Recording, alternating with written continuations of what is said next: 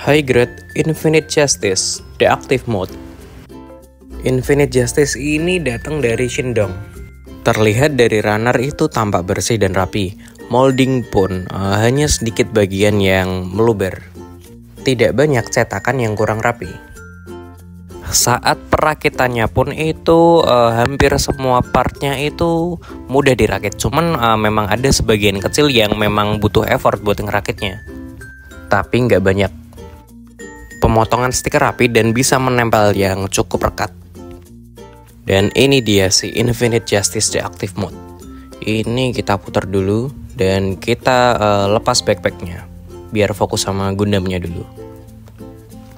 Dari detailnya sendiri sebenarnya ini udah cukup bagus. Ini adalah Freedom dari JMS yang sebelumnya pernah kita review juga. Dari warnanya itu kalau Infinite Justice punya Shindong itu lebih pucat. Dan panel lining punya Freedom malah lebih berani. Dan ini Infinite Justice dari Bandai. Kalau dari mukanya sendiri punya Bandai malah terlihat lebih garang ya. Ini teman-teman bisa lihat tuh. Cuman sebenarnya mukanya yang Shindong itu bagus, cuman memang terlihat ada yang beda aja. Pergerakan dari bahu sampai lengan bawah itu sebenarnya cukup letoy, tetapi masih bisa buat mengangkat senjatanya sendiri.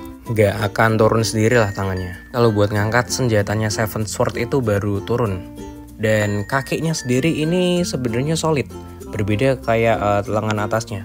Dan pinggul dan kepala pun cukup bagus ya pergerakannya joynya. Cuma lengannya aja yang bermasalah. Part di dada itu susah buat rapetnya, harus pakai lem mungkin ini. Dan part di samping itu sebenarnya kurang rapat, cuman sedikit aja, gak masalah juga sebenarnya. Dan ini backpacknya, tentunya punya Bandai juga ada. Ini tuh sebenarnya liningnya itu kurang tegas. Oh, punya Bandai juga sama ding. Buat sayap kiri dan kanannya sendiri ini cukup rapat, tidak letoy. Tapi ya yang ini itu loose banget. Dan kepalanya pun tidak ada masalah. Tetapi waktu konektornya ditarik itu partnya pasti langsung ngelepas gini. Mending sekalian dikasih lem aja. Waktu digabungin itu jadi letoy banget. Punya Bandai memang juga letoy, cuman nggak seletoy ini ya. Dan ini beam rifle-nya. Ini tuh scope-nya waktu kita ke kiri kanan ini tuh jatuh pasti, lepas. Dan ini si shield-nya Infinite Justice. Entah kenapa part ini tuh miring ya. Ini partnya bisa kita lepas juga sebenarnya. Cuman waktu digabungin ya miring kayak tadi. Susah banget sih. Dan di sini ada handle beam saber, cuman kita harus ngelepat partnya ini dulu baru bisa lepas. Karena di sini itu ada semacam kuncian. Nah ini, jadi kita harus lepas dulu partnya. Ada beam saber satu lagi juga yang udah dijadiin satu.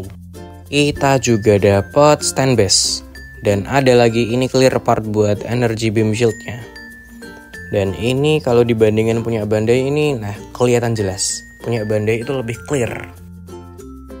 Kita juga dapat adaptor buat ini si Infinite Justice-nya sendiri.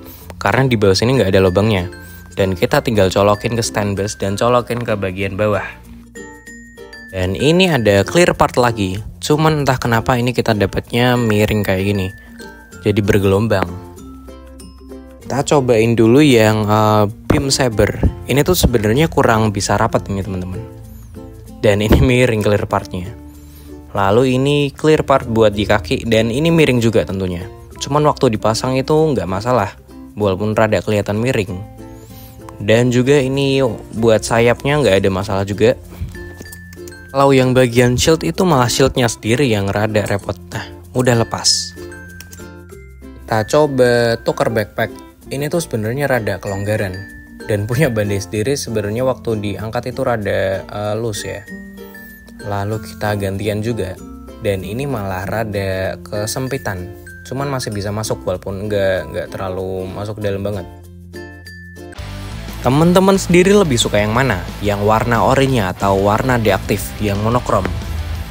Oke, cukup sampai di sini dulu review kali ini. Mohon maaf bila ada salah-salah kata.